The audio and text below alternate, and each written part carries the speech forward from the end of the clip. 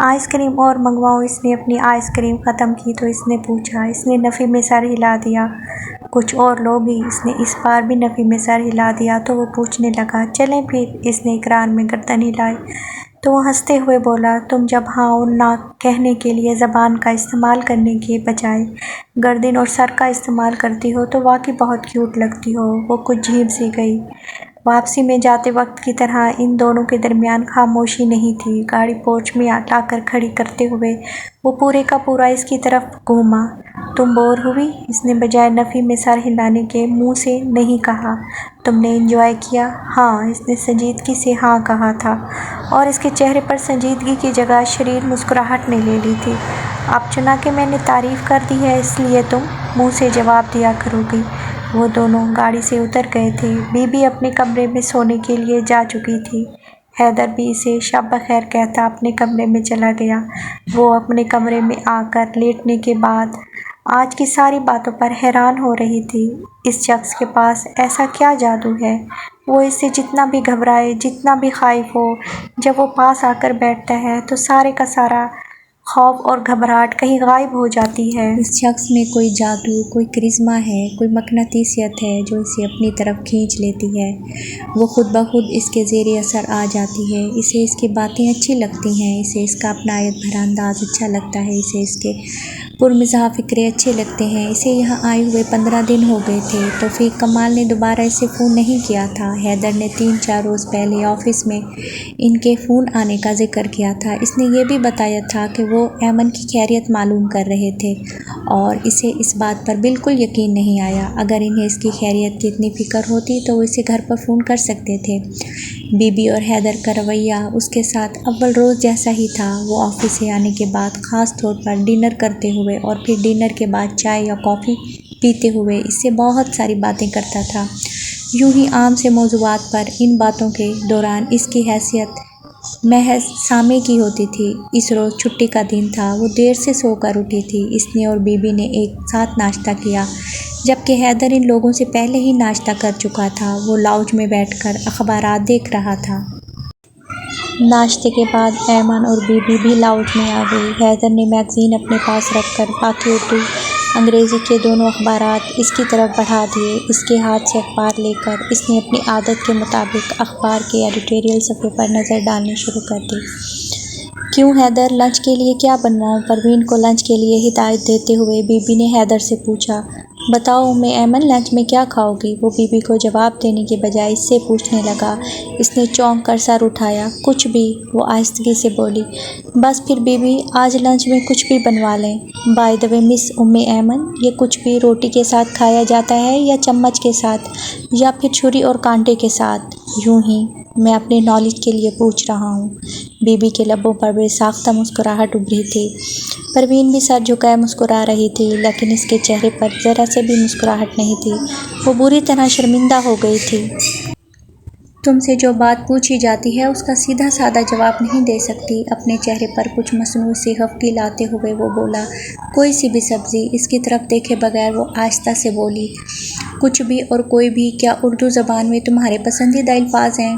پالک یا بھنڈی؟ وہ اپنی پسند کی سبزیوں کے نام لینے پر مجبور ہو گئی۔ اتنی لمبی چوڑی گفتگو کے بغیر میرے پوچھنے پر پہلی دفعہ ہی بتا دیتی تو کیا حرج تھا؟ بی بی حیدر اور ایمن پر سے توجہ ہٹا کر اب دوبارہ پروین کو کھانے کے بارے میں بتانے لگی۔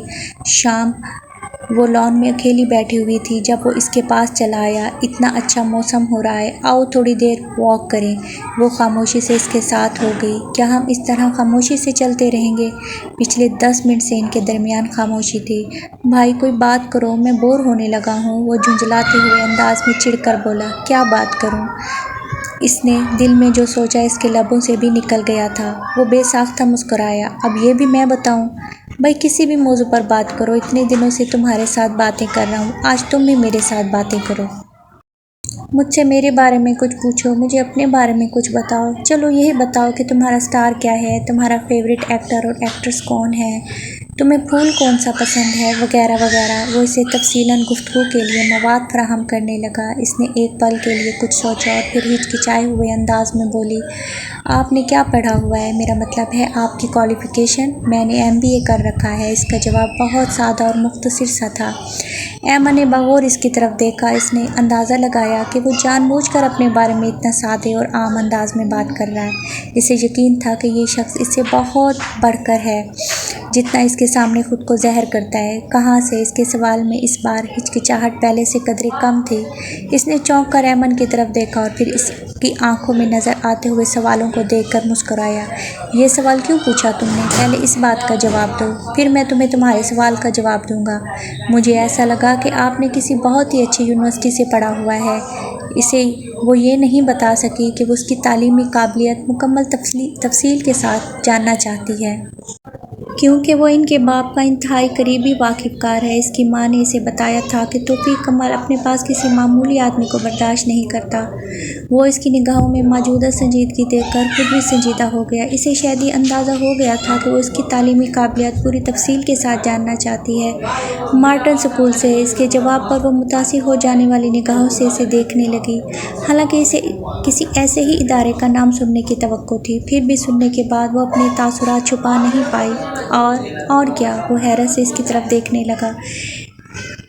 اس لیے بھائی میں توفیق بھائی جتنا قابل نہیں ہوں۔ اب اگر تم یہ سمجھ رہی ہو کہ میں کہوں گا کہ میں نے ان کی طرح ہارورڈ بزنس اسکول سے PhD کر رکھا ہے تو افسوس، ایسی کوئی قابلیت میرے پاس نہیں ہے۔ یہ اس کی معلومات میں ایک نیا اضافہ تھا۔ اسے پتہ ہی نہیں تھا کہ اس کا باپ PhD ہے۔ اس نے بس اپنی امی سے یہی سن رکھا تھا کہ وہ بے تحاشا ذہین ہیں۔ انہوں نے IBS سے MBA کیا ہوا ہے، وہ بھی پہلی پوزیشن اور گولڈ میڈلسٹ کے ساتھ۔ اس کا دل ایک دم ہی بہت سے وسوسوں میں گھر گیا۔ وہ اسے رد کر دیں گے؟ اس کے چہرے پر گہری اداسی اور مایوسی چھا گئی تھی۔ ویسے میں نے ہارورڈ سے مارکیٹنگ میں پوسٹ گریجویٹ ڈپلومہ بھی کر رکھا ہے۔ اس کے علاوہ بھی 3-4 ڈپلومے کورسز اور بھی کر رکھے ہیں۔ PhD کرنا چاہتا تھا مگر بزنس کی مصروفیات اس کام کے لیے مہلت نہیں دے رہی۔ دیکھو شاید آنے والے سالوں میں یہ کام کر ڈالوں۔